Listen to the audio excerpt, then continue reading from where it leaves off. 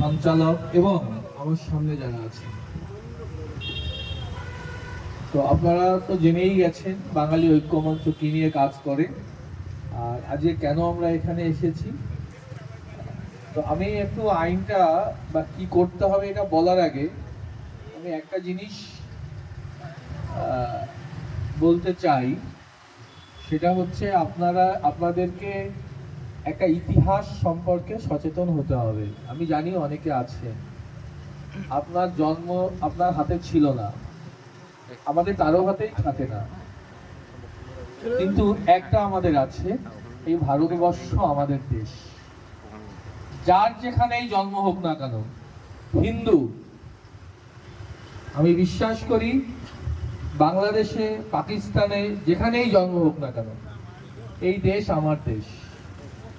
এখানে আমার অধিকার আছে, এখানে বসবাস করার আমার অধিকার আছে, আমার রাজনৈতিক অধিকার আছে, আমার ঐতিহাসিক অধিকার আছে। দেশের স্বাধীনতা আন্দোলনে আমার পূর্বপুরুষের ভূমিকা আছে। হঠাৎ করে ব্যক্তি স্বার্থে দেশটাকে কেটে বাংলাটাকে ভাগ করে দিয়ে বললো যাও তুমি মুসলমানের অত্যাচার সহ্য করো, এখানে আমি আনন্দে প্রধানমন্ত্রী হয়ে থাকবো, সেটা হতে পারে না। কোনো নৈতিকতার কোশ্চেন সেটা হতে পারে না। দুজন লোক প্রধানমন্ত্রী হওয়ার জন্য উন্মত্ত হয়ে গেল, তাদের দেশ ভাগ হয়ে যায়, হাজার হাজার লক্ষ লক্ষ কোটি কোটি মানুষের জীবন সংশয় হোক, কিচ্ছু যায় আসে না। আমাদের দেশটাকে ভাগ করে দুই দেশের দুইজনের প্রধানমন্ত্রী হতে হবে। এই জায়গাটা আগে আপনাদেরকে বুঝতে হবে, জন্ম হোক বা না হোক এটা আপনার অধিকার। ভারতবর্ষের নাগরিক আপনি ছিলেন, আছেন, থাকবেন। এই জায়গাটা আমি কি আপনাদেরকে বোঝাতে পেরেছি? জন্ম আপনার যেখানেই হোক, বাংলাদেশে হোক, পূর্ব পাকিস্তানে হোক, আপনি বা এই ভারতবর্ষের মাটিতে হোক, এখন যে ভারতবর্ষ আছে, খণ্ডিত ভারতবর্ষ, যেখানেই আপনার জন্ম হোক, আপনাকে বুঝতে হবে এটা ঐতিহাসিক সত্যি, এটা রাজনৈতিক সত্যি যে আপনি ভারতবর্ষেরই নাগরিক। আপনি যদি নিজেকে নিজে বিশ্বাস না করেন কোন দেশের নাগরিক, অন্য লোক আপনাকে বিশ্বাস করবে, দাম দেবে? তাই প্রত্যেককেই ভারতবর্ষের নাগরিক এটা বুঝতে হবে, এটাকে বিশ্বাস করতে হবে, এটাকে যাপন করতে হবে, এটাকে প্রতিটা কাজের মধ্যে দিয়ে প্রকাশ করতে হবে। একটু আগে যখন আসছিলাম তো খুব মজা করে এক ভাই বলছিলেন ওদিকে আমাদের রাষ্ট্রীয় স্বয়ংসেবক সংঘের একটা প্রোগ্রাম হচ্ছে, এখানে হচ্ছে বাংলাদেশের পিছিয়ে পড়া উদ্বাস্তুদের নিয়ে প্রোগ্রাম হচ্ছে। সবাই এক, ওখানে যাদের এখানে জন্ম হয়েছে বা যারা এখানে রয়েছেন তারাও ভারতবর্ষের নাগরিক। আজকে যারা আমাদের একটু অবহেলা বা তুচ্ছ তাচ্ছিল্য বিভিন্নভাবে করা হয়, আমরাও ভারতবর্ষের নাগরিক। নিজের সম্মান যদি নিজেকে আমি না দিতে পারি, নিজের অবস্থান সম্পর্কে নিজেই যদি সচেতন না হতে পারি, অন্য লোক কেন হবে? কি একমাত্র? তাই তো? তো আমাদের শুরু তো হয়নি। আমরা যদি ভারতবর্ষের নাগরিক হই, তাহলে ভারতবর্ষের প্রতি আমার কিছু কর্তব্য আছে, আছে কিনা? জন্মভূমির প্রতি কর্তব্য আছে তো? তাহলে কোনো প্রোগ্রাম শুরু হওয়ার আগে জনগণ মন বন্দে মাতরম শুরু হওয়া উচিত ছিল। যাক, বেটার লেট দ্যান নেভার, আমরা শেষে করবো। ঠিক আছে তো? এই দেশ আমার দেশ, একদম উদ্বাস্তু ভাববেন না নিজেদেরকে কেউ। এখানে আপনার অধিকার আছে তাই আপনি এসছেন। কই, আপনি তো বার্মায় যাননি, আপনি তো পশ্চিম পাকিস্তানে যাননি, আপনি এখানে কেন এসছেন? আপনার অধিকার আছে তাই। এইটা যতক্ষণ বিশ্বাস না হবে ততক্ষণ আমার পরবর্তী বক্তব্য আপনার বিশ্বাসও হবে না, ভালোও হবে না, ভালোও লাগবে না, আর সার্টিফিকেট পেলেও তার মূল্যায়ন করতে পারবেন না। আমি আমার অভিজ্ঞতা থেকে বলছি, অলরেডি প্রায় 35,000-এর বেশি সার্টিফিকেট মানুষ পেয়েছে, কিন্তু সে মন থেকে যদি নিজেকে ভারতবর্ষের অধিবাসী মনে না করে, নাগরিক মনে না করে, সার্টিফিকেটটা সে লুকিয়ে রাখে। কি করে জানেন? কোনো একটা অফিসে গেলে কাগজপত্র দেন বললে প্রথমে ওই সার্টিফিকেটটা ম্যাক্সিমাম লোক বের করে না। প্রথমে আধার কার্ড দেয়, ভোটার কার্ড দেয়, প্যান কার্ড দেয়, দেওয়ার পরে বলছে না না আপনার জন্ম কোথায় বলুন। যখন আর কোনো উপায় দেখে না তখন বলবে এই তো একটা কি একটা সার্টিফিকেট আছে দেখুন। এটা কেন করছি আমরা? কারণ আমি মনে মনে অপরাধ বোধ কাজ করছে আমার, যে আমার জন্ম ভারতবর্ষে হয়নি, আমি লুকিয়ে চুরে এসছি। তাই যতই সার্টিফিকেট বানাই না কেন, কোনো একটা জায়গায় মনের মধ্যে একটু দুর্বলতা কাজ করে। যতক্ষণ পর্যন্ত এই মনের মধ্যে প্রথমে কোন কাগজটা দেখানো উচিত ছিল? অন্য কোনো কাগজ দেখাবো না, আমার নাগরিকত্ব সার্টিফিকেটটা দেখাবো। এ কে বলতে পারবে যে মনে করবে যে এই ভারতবর্ষ আমার দেশ, সেই আগে নাগরিকত্ব সার্টিফিকেটটা দেখাবে। আরো মজা আছে, এই আমি রাজনৈতিক কথা বলতে চাইছি না, ওয়েস্ট বেঙ্গলের সব থেকে বড় দুর্ভাগ্য এখানে কমিউনিস্ট বা সিপিএম বলে একটি দল ছিল। কেন বলছি? তারা বিভিন্নভাবে মিথ্যা কথা বলে এই উদ্বাস্তুদের পলিটিক্যাল ব্ল্যাকমেল করে এসছে। বাংলাদেশ থেকে আসলে কিভাবে আপনাকে বোকা বানিয়েছে, আপনাকে এখানে উদ্বাস্তু দুর্বল বানিয়েছে, সেই গল্প একটু বলি। আপনি বাংলাদেশ থেকে এলেন, আপনার মনের মধ্যে একটা দুর্বলতা রয়েছে, আমি ভাই পুলিশকে না জানিয়ে বা সরকারিভাবে আসিনি, পাসপোর্ট নিয়ে আসিনি। একটা বাড়িতে আপনি থাকলেন, রেশন কার্ড না করলে তো কাজ হবে না। স্থানীয়, তখন সিপিএম ক্ষমতায় ছিল, স্থানীয় কোনো নেতার কাছে বা কোনো দালালের চক্করে পড়ে টাকা পয়সা দিয়ে রেশন কার্ড করেছেন। মন থেকে রেশন কার্ডটা মানতে পারেননি আপনি, আর ও আপনাকে রেশন কার্ড করে দিয়ে খুব গর্ববোধ করে যে এই লোককে আমি ভোটার বানিয়ে দিলাম। এই সারা জীবন যতদিন এই ভারতবর্ষে বেঁচে থাকবে ও আমার ভোটার হয়ে থাকবে। কৃতজ্ঞতা বোধ, আপনার কৃতজ্ঞতা কিনে নিচ্ছে এরা। আপনার মূল সমস্যা, আপনার যেটা অধিকার, কেন আপনি মিথ্যা কথা বলে ভারতে জন্ম হয়েছে বলে আপনি রেশন কার্ড করবেন? এই কথাটা আপনার শব্দ তখন আপনাকে ভাবার সুযোগ করে দেয়নি স্থানীয় পলিটিক্যাল নেটওয়ার্কটা। সব থেকে বড় তারা ক্ষতি করে দিয়ে গেছে। তারপরে ভোটার কার্ড, আধার কার্ড করে বলেছে এই তো তোমার কাগজ আছে, তুমি ভারতীয় নাগরিক ততক্ষণ যতক্ষণ তুমি রুলিং পার্টির সাপোর্টার ছিলে। অন্য পার্টি করতে গেলেই এই তো সব জানি কবে বাংলাদেশ থেকে এসেছি, সব ভোটার কার্ড, আধার কার্ড কেড়ে নেবো। আমি একদম সত্যি কথা বলছি। তার পরবর্তী 15 বছরে একই ঘটনা রিপিটেশন হয়েছে, সেটা একটা বিশ্রী ব্যাপার, সেটা নিয়ে আমি আর ওদিকে যেতে চাইছি না। কোনো সত্যি কথা ভদ্রমহিলা কোনোদিন বলেননি, সমস্ত নিজের ব্যক্তি স্বার্থে মানুষকে ভুল বুঝিয়েছে। আর ওই যেহেতু কোমরটা ভেঙে গেছিল, বাংলাদেশ থেকে এসে মিথ্যে কথা বলে কাগজগুলো বানাতে বাধ্য করা হয়েছিল, সেই জন্য মানসিক শক্তিটা আমরা হারিয়ে ফেলেছিলাম। তো আজকে একটু আগে ভাই বলছিল, যে লোকটি ব্যক্তি স্বার্থ ভাবেনি, যে দলটি তার ব্যক্তি স্বার্থ ভাবেনি, যে সংগঠন রাষ্ট্রীয় স্বয়ংসেবক সংঘ একদম তার সঙ্গের কোনো স্বার্থ ভাবেনি, শুধু হিন্দু, তাদের অধিকার আছে, তাদের অধিকারের মান্যতা দিয়েছে। আধার কার্ড, ভোটার কার্ড দিয়ে লোভ দেখিয়ে আপনাকে কৃতজ্ঞ করে রাখতে চাইছে না, বলছে আপনার অধিকার আছে এই দেশে নাগরিকত্ব পাওয়ার, এই আইন করে দিলাম, অ্যাপ্লিকেশন করো, নাগরিকত্ব নিয়ে মাথা উঁচু করে গর্বিত হিন্দু হয়ে ভারতবর্ষে বসবাস করো। কোনটা ভালো? এটা ভালো। সারা জীবনের জন্য সার্টিফিকেট পেয়ে যাবেন, আপনার জন্মস্থান পাসপোর্টে আর লেখা থাকবে না পাল করা, জন্মস্থান লেখা থাকবে বাংলাদেশে। বোধ হয় এখানে ম্যাক্সিমাম ফরিদপুরের লোক না? কোন কোন কোন ডিস্ট্রিক্টের লোক আপনারা ম্যাক্সিমাম? হ্যাঁ, গোপালগঞ্জ, ওই তো ফরিদপুর। তো যাই হোক, তাহলে গোপালগঞ্জের সেই যে গ্রাম আছে, সেই গ্রামের নামটা আমরা পাসপোর্টে লিখতে যেদিন পারবো, আমি সত্যি কথাটা, সেদিন প্রকৃতপক্ষে মাথা উঁচু করে ভারতবর্ষের সত্যিকারের নাগরিক হতে পারবো। ঠিক তো? সেটা কিন্তু আপনারা কেউ করতে পারেনি এখানে যারা আছে। বিভিন্ন কায়দা কলম করে, ম্যানেজ ট্যানেজ করে, কাগজপত্র বানিয়ে জন্ম প্রমাণ করার জন্য আমাদের সারা জীবনের সমস্ত শক্তি এই ভারতবর্ষের জন্মস্থান এটা প্রমাণ করার জন্য করে গেছি, তাই তো?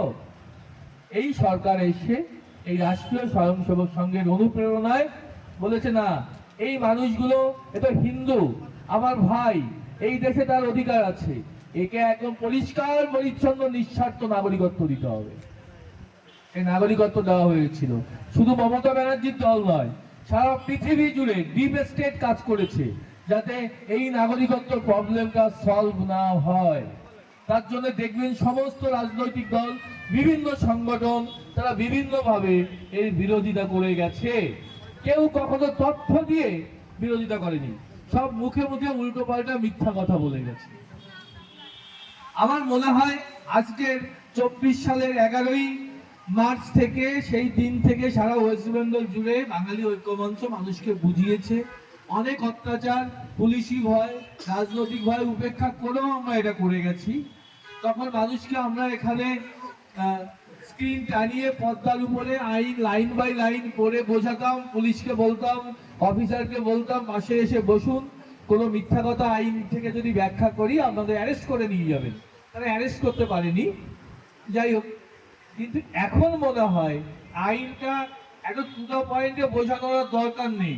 জীবনের অভিজ্ঞতা দিয়ে আপনারা বুঝে গেছেন যত কাগজই জোগাড় করে থাকি না কেন প্রত্যেক কাগজটাই নড়বড়ে। এই কাগজটা যে কোনো সময় ক্যান্সেল হয়ে যেতে পারে।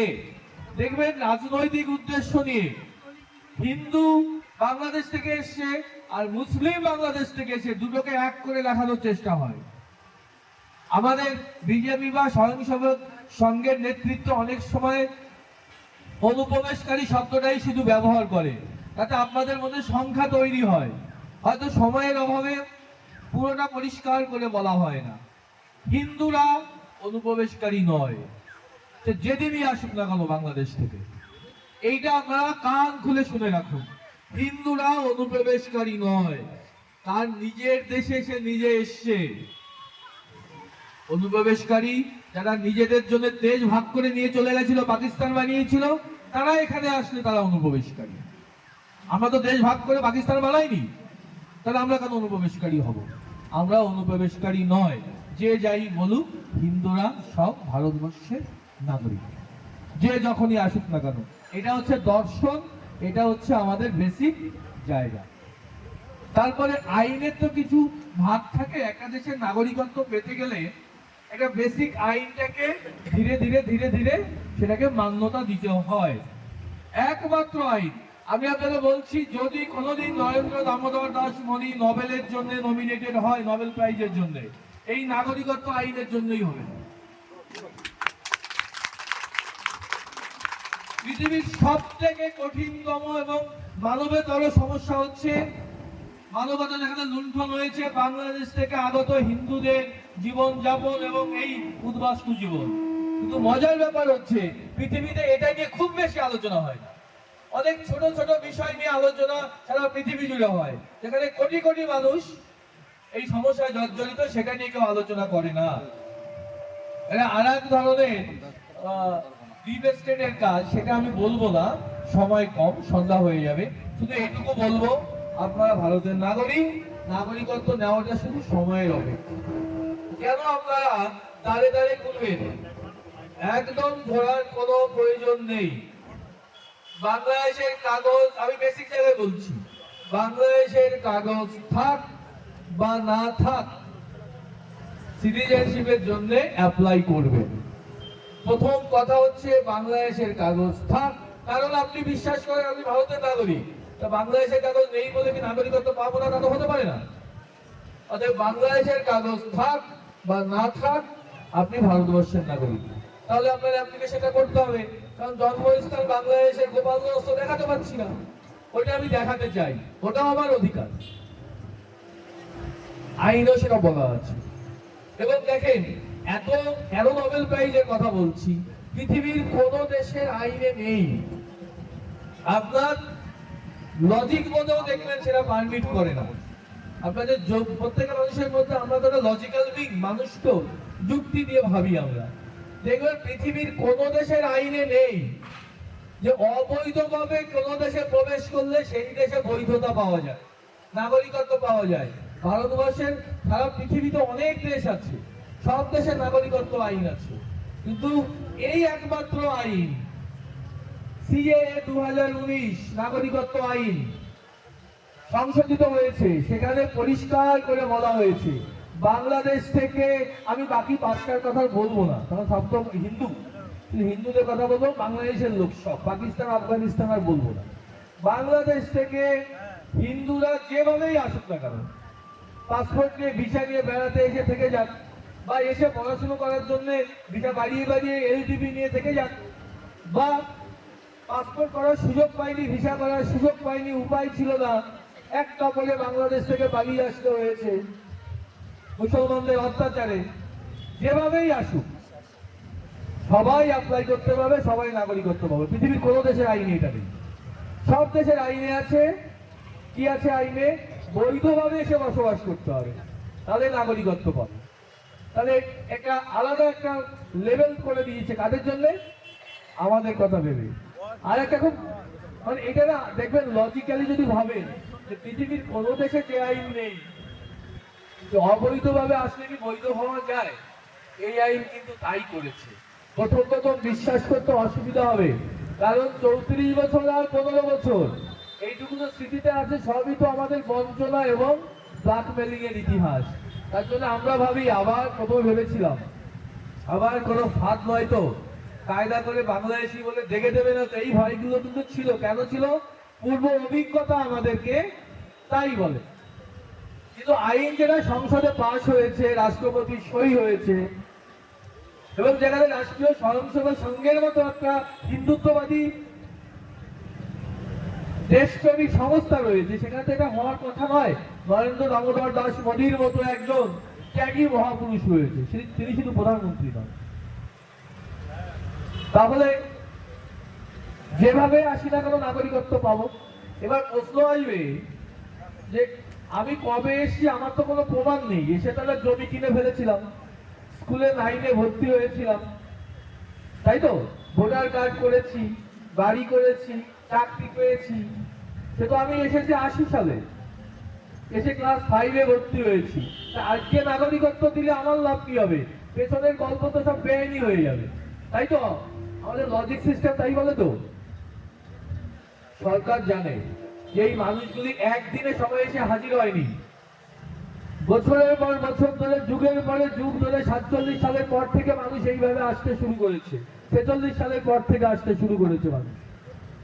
সেই জন্য বলেছে আপনি যেদিন এসছেন আপনার নাগরিকত্ব সেই পেছনের ডেট থেকেই আমরা দেব, যাতে পেছনে সব কাগজপত্র ভারতীয় নাগরিক হিসাবেই বানিয়েছেন বলে আমরা ধরে নেব। তাহলে দেখুন, এসে মিথ্যা কথা বলে ভোটার কার্ড বানিয়েছি জন্ম পালপাড়া বলে, কিন্তু জন্ম তো আমার গোপালগঞ্জ বা খুলনায়। আমার মনের মধ্যে তো ওরা জানি যে মিথ্যা কথা বলে কত কায়দা কলম করেছি, পাসপোর্ট করতে গিয়ে পুলিশের সাথে কি সব করতে হয়েছে, আদান প্রদান ইত্যাদি। এখন আমি আবার সেই মিথ্যা বলে বলে একটা সুন্দর একটা ইমারত করেছি, সেটাকে আবার কি করে ভাঙবো নিজের হাতে, যাতে ভাঙতে না হয়। সেই জন্য আপনার ব্যাকডেট থেকে নাগরিকত্ব দেওয়া হচ্ছে, যেদিন থেকে আপনি চাইছেন তার জন্য কোনো প্রমাণ দিতে হবে না। আপনি ভাবুন তো, পৃথিবীর কোন দেশে এরকম আইন আছে নাকি? আপনি এখনো ভারতবর্ষে যে কাগজে তৈরি করেন না কেন, সেই কাগজটা কিন্তু যেদিন সই করে, যেদিন গ্রান্টেড হয়, সেই দিন থেকেই সেটা চালু হয়। আজকে ভোটার কার্ড পেলে 10 বছর আগে থেকে কি চালু হবে? একমাত্র সার্টিফিকেট, সিটিজেনশিপ সার্টিফিকেট, যেটা সিএ তে দেবে, আমি যেদিন চাইবো সেদিন থেকে দেবে। বুঝতে পেরেছেন তো? একদম বাংলাদেশ থেকে আমরা এসে আমরা যে যে বিপদের মধ্যে ছিলাম, সব বিপদগুলোকে কেটে সুন্দর করে একদম টেলার্সের দোকানে গিয়ে জামা বানিয়ে দিতে হবে। এবং শুধু তাই নয়, বলেছে এই যে আপনি যে ডিক্লারেশন দিলেন আর এতদিন কাগজ বানিয়েছেন জন্মসূত্রে নাগরিক বলে, এখন আবার বলছেন বাংলাদেশ থেকে এসেছি। এই যে দুই রকমের কথার জন্য আপনার বিরুদ্ধে কোনো ব্যবস্থা নেওয়া হবে না। এই তথ্যটা দেওয়ার জন্য আপনার বিরুদ্ধে কোনো ব্যবস্থা নেওয়া হবে না। আপনি ভাবুন তো, যে আমার মনের কথাগুলি একদম ওখানে লিখে লিখে দিয়েছিলাম, এই কথাগুলি আপনাদেরকে কেউ কখনো বলেনি। ওই যে মনে যে ভয়গুলো, সেই ভয়গুলো সব এক এক করে কেটে দেওয়া হয়েছে। অর্থাৎ আপনি যদি এখন চাকরি করেন, তাহলে আপনি ভাবেন আমার কাছে প্রচুর লোক যায়, তো হাজার হাজার লোক যায়। স্যার আমি তো বিয়ার ফর্মে ফিল আপ করেছিলাম পালপাড়ায়, এই গ্রামের নাম কি? এই গ্রামের নাম পালপাড়াতে, এই পাড়াতে জন্ম আমার। পালপাড়ার একটা আশেপাশে কোথাও একটা জায়গায়, সে তো আমার সার্ভিস বুকে লেখা হয়ে গেছে, বিহারে লেখা হয়ে গেছে, বিহার ফর্মে। এখন আবার উল্টো দিক যাইব কি করে? নিজেরই তো বিবেকে লাগছে, এটা হয় নিজেদের সিভিক সেন্সে লাগছে। সরকার বলছে তুমি আগেরটা বাধ্য হয়েছিলে করতে, দেশভাগের বলি হয়েছিলে, তাই এখন ওটাকে রেগুলারাইজ করে দেওয়া হচ্ছে। ওই জন্য তোমার সিটিজেনশিপ ব্যাকডেট থেকে দেওয়া হচ্ছে। আইনি সুরক্ষা, যে তুমি যখন এসেছিলে তখন থেকে দিলে, তো নাগরিক হিসাবেই ছিলে তুমি, শুধু স্টেটাস একটু চেঞ্জ হলো। ভারতের নাগরিকই থাকলে আগে বাইবার দেখাতে বাধ্য হয়েছিল, ওটাকে কেটে দিয়ে নিজের থেকে এসে আমি বললাম আমি বাইবার ভারতের নয়, আমি নাগরিক ভারতের, কিন্তু ভাই ন্যাচারালাইজেশন বা রেজিস্ট্রেশন অর্থাৎ সার্টিফিকেট সূত্রে রেজিস্ট্রেশন সূত্রে নাগরিকত্ব পেলাম এবং ওই ডেট থেকেই। তাহলে আমার চাকরি বাকরি পড়াশোনা সব ডেটের মধ্যে পড়ে গেল তো। এটা আইনি সুরক্ষা। এই জন্য বললাম নোবেল ওনার পাওয়া উচিত। এত সুন্দর আইন পৃথিবীর সব থেকে জটিলতম এবং কষ্টেরতম যে উদ্বাস্তু সমস্যা কেউ কোনোদিন অ্যাড্রেস করেনি, আলোচনার টেবিলে আনেনি। একমাত্র নরেন্দ্র দামোদর দাস মোদীর নেতৃত্বে ভারতীয় জনতা পার্টি আমাদের জন্য এই সুন্দর উপহারটা তুলে দিয়েছে। কিন্তু আমাদের ভুল বোঝার জন্যে, আইন সম্পর্কে সচেতন না হওয়ার জন্যে আমাদের কিন্তু পিছিয়ে থেকে এখন ভোটার লিস্টে নাম কেটে গেছে, টনক নড়ছে বা ইত্যাদি ইত্যাদি। কাস্ট সার্টিফিকেটের সমস্যা শুরু হয়েছে, তাই তো? 11 সাল থেকে হবে। বাবা কাস্ট সার্টিফিকেটে তো বানাতে হয়েছে টাঙাল টাঙাল ধরে এদিক ওদিক করে, কারণ বাংলাদেশ থেকে এসে তো সব কাগজ জোগাড় করা যায়নি অনেকের ক্ষেত্রে। অতএব এই ভয় তো মনের মধ্যে রয়েছে। আমি বললাম তো কাগজগুলো তো নড়বড়ে কাগজ। এর একমাত্র উত্তর হচ্ছে সিটিজেনশিপ সার্টিফিকেট। এবার আপনারা বুঝতে পেরেছেন তো এর ভিত্তিটা কি? আইনগত ভিত্তি, আপনি সুরক্ষিত। আমি আরেকটা কথা বললাম, আমি ধরলাম যে আমি একেবারে কার্ড তৃণমূল বা সিপিএম করি, আমি ভাই করবো না সিটিজেনশিপ, তারও কোনো প্রবলেম নেই। কারণ আইন তো সবার জন্য সমান, দলের জন্য আলাদা করে হয় না। কেউ যদি সিটিজেনশিপ নাও করেন আপনাকে অবৈধ অনুপ্রবেশকারী বলা হবে না। আপনার ওগুলো কাজ করতে গিয়ে যে প্রবলেমগুলো এখন হচ্ছে সেগুলো হবে, কিন্তু আপনাকে অবৈধ হিন্দু যেহেতু আপনি অবৈধ অনুপ্রবেশকারী বলা হবে না। অর্থাৎ যিনি না করবেন তাকেও এই দেশ থেকে বের করে দেওয়া হবে না হিন্দুদের অবৈধ অনুপ্রবেশকারী বলে। ঠিক আছে, বোঝা গেছে তো একটু? এবার আমি শুধু একটা অনুরোধ করব, আমার ভোটার লিস্টে এসআইআর এর নাম কেটে গেছে বলে আমি সিএ করব, এই কনসেপ্টটা সর্বৈব ভুল। কেন ভুল বুঝতে পেরেছেন? যার জন্ম বাংলাদেশে তিনি মিথ্যে করে এই দেশে জন্ম দেখাতে বাধ্য হয়েছিলেন। এসআইআর এর নাম আজকে কাটেনি, এনআরসিতে সব কেটে যাবে, কারণ আপনার কাগজ সব নড়বড়ে। সেই জন্য এসআইআর এর যার নাম কেটে গেছে তিনি যেমন অ্যাপ্লিকেশন করবেন, এসআইআর এর নাম থাক তিনিও অ্যাপ্লিকেশন করবেন, যদি তিনি এই ভারতবর্ষের বর্তমান যে ম্যাপ আছে, মানচিত্র আছে, এর মধ্যে যদি তার জন্ম না হয়। পরিষ্কার বুঝেছেন? আমার ধারণা এখানে যারা এসছেন ম্যাক্সিমামেরই এই সমস্যা বা তাদের আত্মীয়দের এই সমস্যার জন্য যারা আসেন, আমি বলবো এরা ভাগ্যবান, যেভাবে থেকে শিখেছেন যে না আমার এসআইআর নাম কেটে গেছে, এখন আমার সিটিজেনশিপ করতে হবে। যাদের নাম কোনো কারণে কায়দা কলম করে বিএলও বা বিএলআরও বা ইত্যাদি ইত্যাদি কায়দা করে নামটা রয়ে গেছে, অথচ বাংলাদেশে জন্ম, তাদের কিন্তু ভবিষ্যতে কিন্তু এই কাজটা তাদের কিন্তু আবার এরকম বাধ্য হওয়ার দিন এসে গেছে, তাদের কিন্তু আবার করতে হবে। তো আমি বলবো আগে আগে করে নিলে বেশি ভালো হবে। কেন বলছি?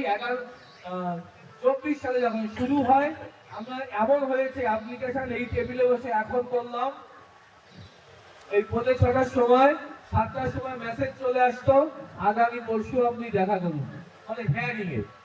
একদিন পরে হেয়ারিং এ দেখা করে 7 দিনের মধ্যে নাগরিকত্ব সার্টিফিকেট পেয়েছে। আমার কাছে হুবহু উদাহরণ আছে আমার নিজের হাতে, যেহেতু আমি প্রথম থেকে কাজটা করি।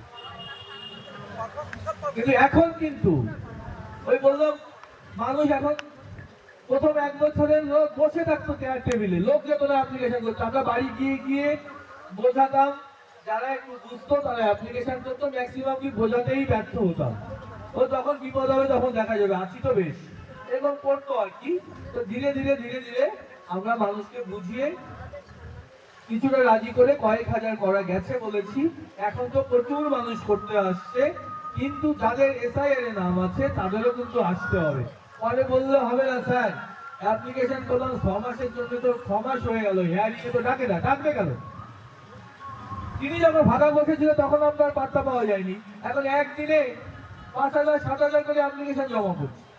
একটা টেবিলে 30-40টা বেশি একদিনে হেয়ারিং হয় না।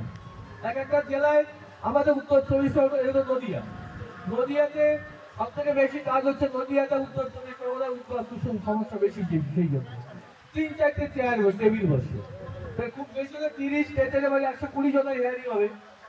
ডেইলি যদি 1000 করে অ্যাপ্লিকেশন জমা করে তাহলে ব্যাকলগ পড়ে যাবে, দেরি হবে।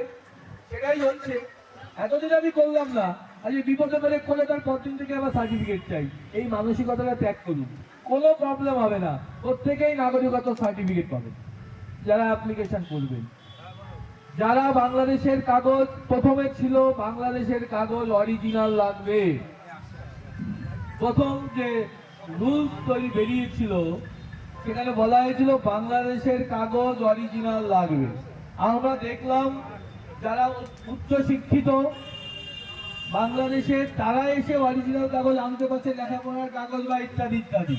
যারা প্রান্তিক মানুষ, পিছিয়ে পড়া মানুষ অনেক আগে এসছে, তাদের সবার পক্ষে অরিজিনাল আনা সম্ভব হচ্ছে না, তাহলে সরকারের এই মহৎ উদ্দেশ্য ব্যাহত হবে।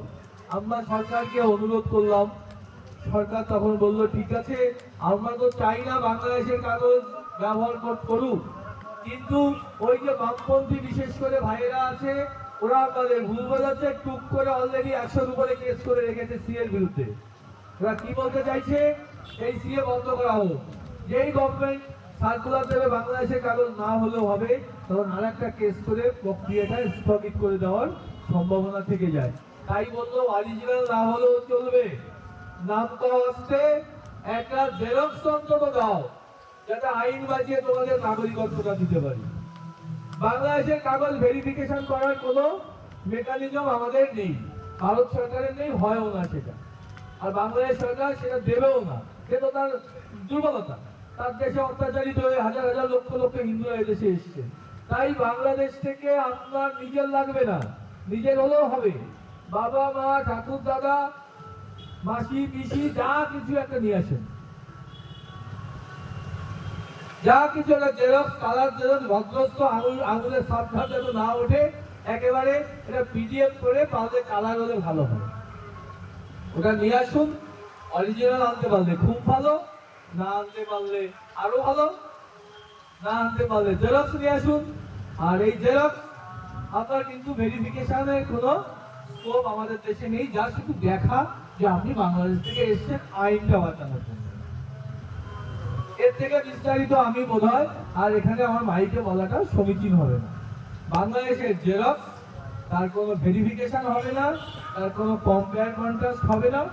আপনারা বাংলাদেশ থেকে আত্মীয় স্বজনের কাগজপত্র যা পান, পারলে নিজের, না পারলে বাবার, না পারলে মায়ের, তা না হলে ঠাকুর দাদার জমির পর্চা নিয়ে আসলেও হয়ে যাবে, এটা মোবাইলের ছবি তুলে নিয়ে আসবেন। আবার এবার এই দিদিভাই বলবে, আরে ওখান থেকে আসার পরে ডেট অফ বার্থ তো কি দিয়েছে, আমরা ধরেছিলাম ভোটার কার্ড করে দিয়েছে, ডেট অফ বার্থ তো ঠিক নেই, আধার কার্ডে ডেট অফ বার্থ ঠিক নেই। অনেকের আবার ডেট অফ বার্থ ঠিক নেই, এখানে যারা আছে বাংলাদেশের লোক তার 99%।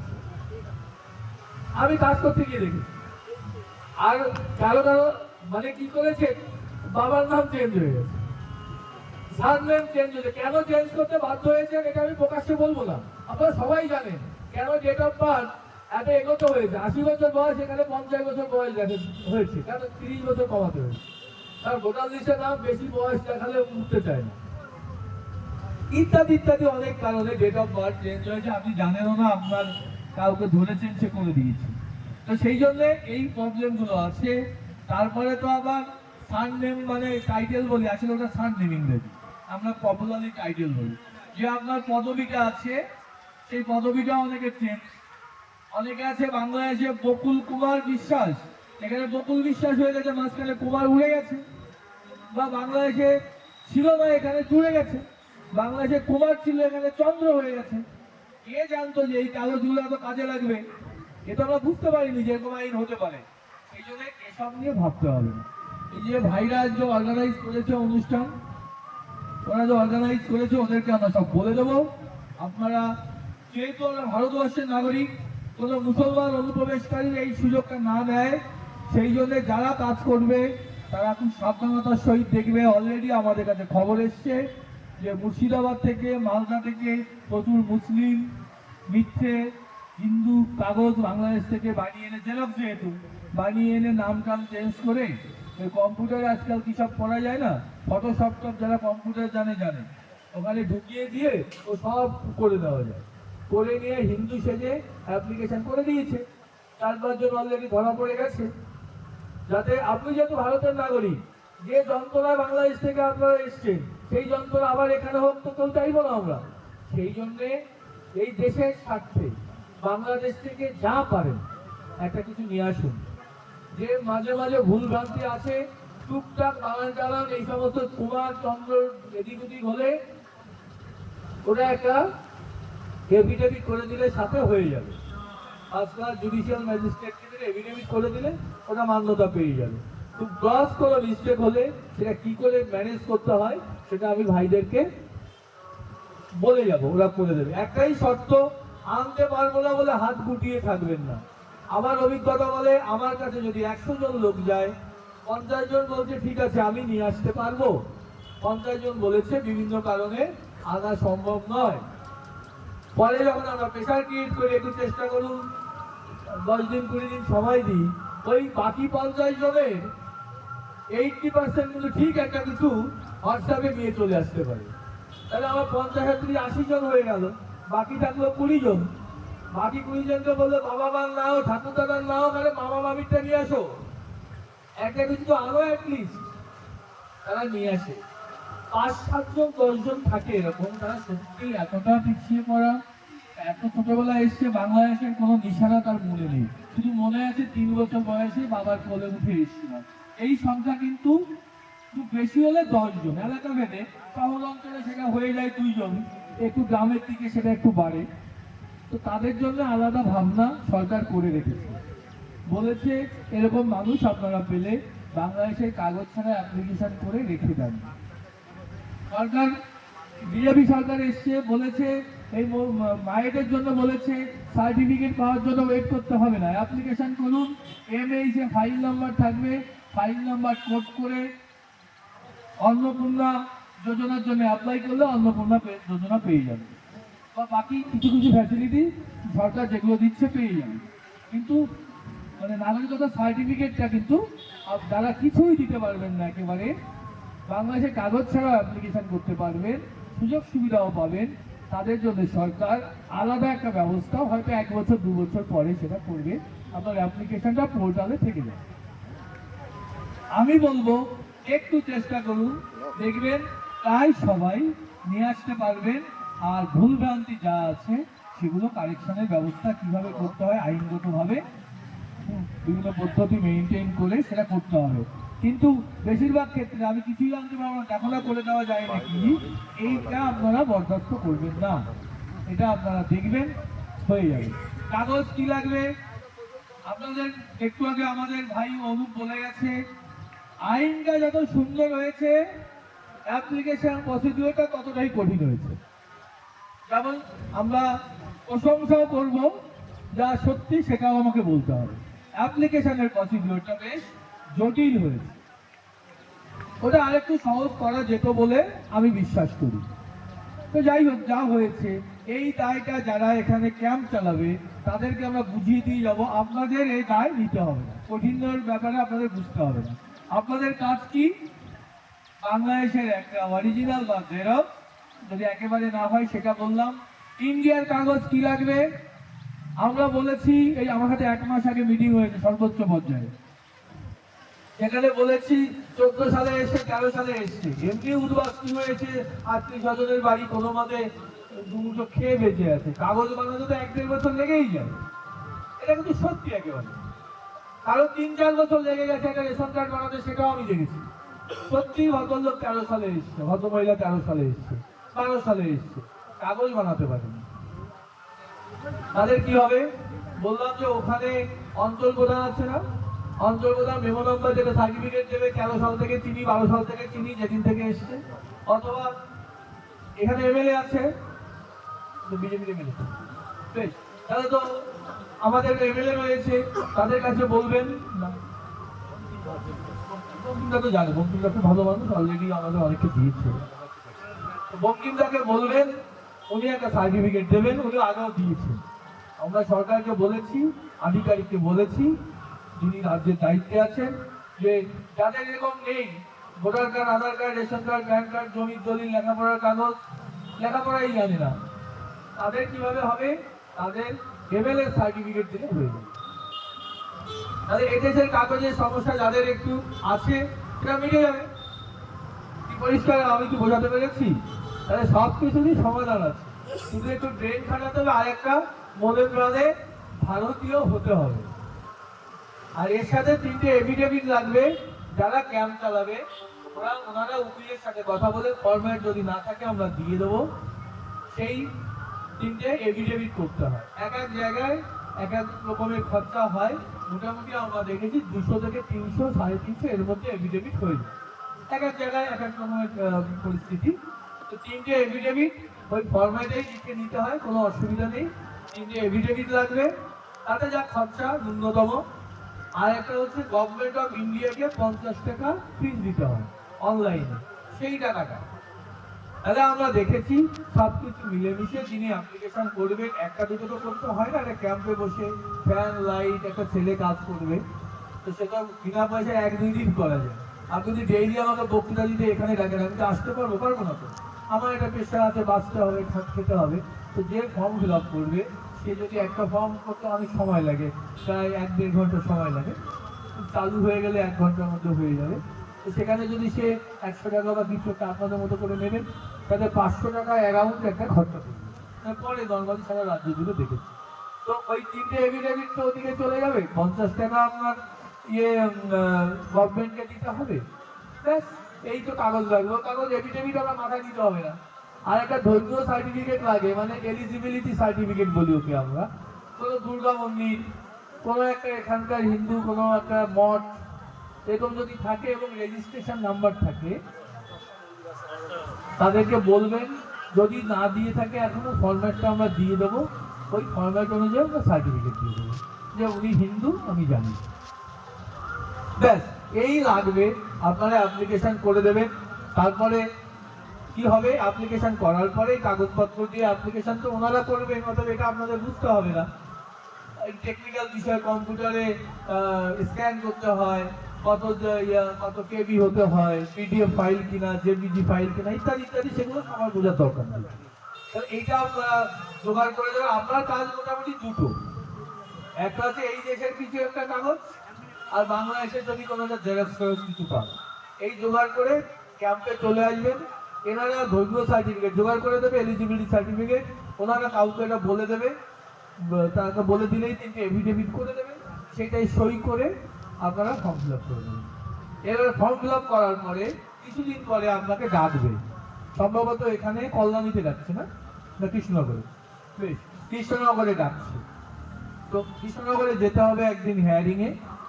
ওরা ওই কাগজগুলো দেখবে, জাস্ট আপনাকে যে একটা শপথ বাক্য পাঠ করাবে, শপথ বাক্য যে আপনি ভারতীয় নাগরিক ওই যেদিন লিখেছেন সেদিন থেকে হলেন, ভারতের সমস্ত আইন কানুন আপনি মেনে চলবেন, দেশকে ভালোবাসবেন, এইগুলো যে সই করিয়ে নেবে, কলকাতায় পাঠিয়ে দেবে, সার্টিফিকেট পাবেন। আর এই প্রসিডিওরের মধ্যে কোথাও যদি কোনো সমস্যা হয়, আপনারা ইন্ডিভিজুয়ালি ফোন করবেন না, এখানে যারা ক্যাম্পে থাকবে, কারণ ধরা সম্ভব হয় না, হাজার হাজার ফোন হয়তো আপনারা বোঝাতেও পারবেন না। ক্যাম্পে যারা থাকবে ওনারা আমার সঙ্গে যোগাযোগ করবেন, আমি একেবারে সর্বোচ্চ পর্যায়ের সঙ্গে আমার অ্যাক্সেস আছে, আমি কথা বলতে পারবো, কোথাও যদি কোনো সমস্যা হয় তাহলে আমরা ছাড়িয়ে দিতে পারবো, ঠিক আছে? মাঝে মাঝে সমস্যা হয়, কোনো কারণে টেকনিক্যাল কোনো কারণ হলো, এমনি আপনাদের কোনো প্রবলেমের জন্য নয়, টেকনিক্যাল কোনো কারণের জন্য, সেগুলো আমরা উপরে কথা বলে যথাসাধ্য চেষ্টা করবো যাতে হেল্প হয়। তাহলে কাগজ কি লাগলো হয়ে গেল। আর আমরা সবাই ভারতের নাগরিক জানি, অতএব জন্ম আমার এখানে, বাংলাদেশে যেখানেই হোক আমি ভারতের নাগরিক। আমি আমার ভোটার লিস্টে নাম থাক বা না থাক, তোমার বাড়িতে এই দিদিভার নাম কেটে গেছে, তাই তো নাকি? আচ্ছা, আর কর্তার নাম আছে, কর্তা করে অ্যাপ্লাই করাবেন যদি বাংলাদেশে জন্ম হয়। অ্যাপ্লিকেশন কে করবে মনে রাখবেন, পরিবারে যার জন্ম এই দেশে হয়নি, বাংলাদেশে বা পূর্ব পাকিস্তানে হয়েছে, তিনিই একমাত্র অ্যাপ্লিকেশন করবে। ধরুন আপনার ছেলের জন্ম কোথায়, আপনার ছেলের করতে হবে না, কিন্তু আপনাকে করতে হবে। আপনার হাজবেন্ডের জন্ম কোথায়, তাহলে হাজবেন্ডও করবে। একসাথে করবেন সবাই, প্রত্যেকেই অ্যাপ্লিকেশন করবেন মাথা উঁচু করে, সম্মানের সহিত নিজের জন্মস্থান যেখানে হয়েছিল তাকে সম্মান দিয়ে করবেন, তাকে সম্মান দেবেন। এই অ্যাপ্লিকেশন করার মধ্যে দিয়ে নাগরিকত্ব সার্টিফিকেট পাওয়ার মধ্যে দিয়ে দেখবেন গর্বশালে বলতে পারবেন যে আমি ভারতের নাগরিক, এই আমার সার্টিফিকেট, আর আমার জন্ম এখানে হয়নি, আমার জন্ম অধুনা বাংলাদেশের এমক জেলার, এমক থানার, এখন উপজেলা বলে, এমক উপজেলার এমক গ্রামে রয়েছে। এই যে আমার সার্টিফিকেটে লেখা আছে। এর থেকে জানেন একটা ছোট গল্প বলে বলি। 86 ইয়ার্স ওল্ড ভদ্রলোক, উনি ডক্টর, ওনার ছেলে ডক্টর, ব্যানার্বউ ডক্টর, কলকাতায় অ্যাপোলো হসপিটালের ডক্টর, স্পেশালিস্ট ডক্টর। ওনার তো উনি পক্ষাঘাতগ্রস্ত, বাড়িতে শুয়ে আছেন, বিছানা থেকে উঠতে পারেন না। উনি বলেছেন যে মাস্টারমশাইয়ের কাছে গিয়ে যেভাবেই হোক আমি মৃত্যুর আগে আমার নাগরিকত্ব সার্টিফিকেট দেখে যেতে চাই, যে আমার জন্মস্থানে স্বীকৃতি দিতে পারলাম আমার কোথায় জন্ম হয়েছিল। আমার কাছে এসছেন। এর থেকে বড় আর কি, যে গতকালই এসেছিল আমার কাছে। সত্যি ভালো লাগে এগুলো, যে এই যে আদর্শ, উনি আদর্শ অনুপ্রাণিত হয়েছে। আদর্শ কিন্তু থাকতে হবে, শুধু আমার সার্টিফিকেট চাই সেটা বললে হবে না। তো আমি জানি না পরবর্তী প্রোগ্রাম কি হবে, আমরা যদি একটু ওই জাতীয় সঙ্গীত